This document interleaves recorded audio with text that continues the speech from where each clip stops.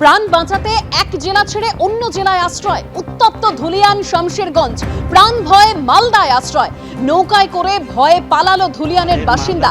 এবার সেই video post করেছেন বিজেপি নেতা অর্জুন সিং।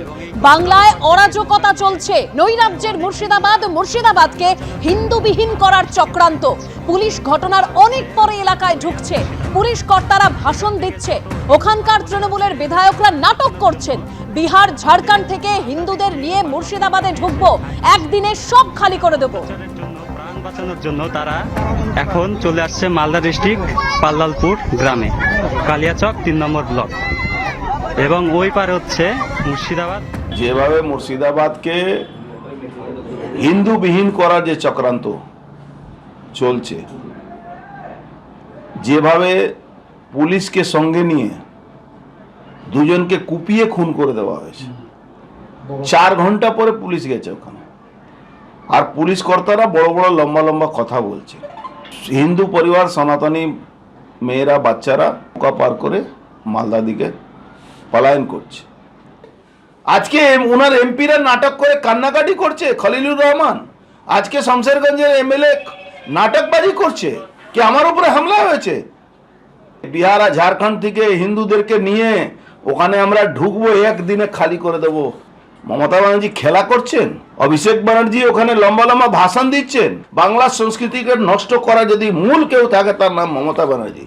আর ফিরাদ হাকিমের মন্তব্য যে এমন কিছু নয়, গোটাটাই রাজনীতি। শুনুন।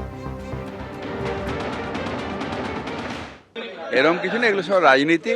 আমি এখন সবাইকে বলবো যে রাজনীতির ঊর্ধ্বে উঠে নিশ্চিতভাবে কিছু মানুষ আক্রান্ত হয়েছে, অন্যায় হয়েছে, মানুষের সেবায় ব্রত হওয়া, এখানে রাজনীতি করাটা ঠিক না।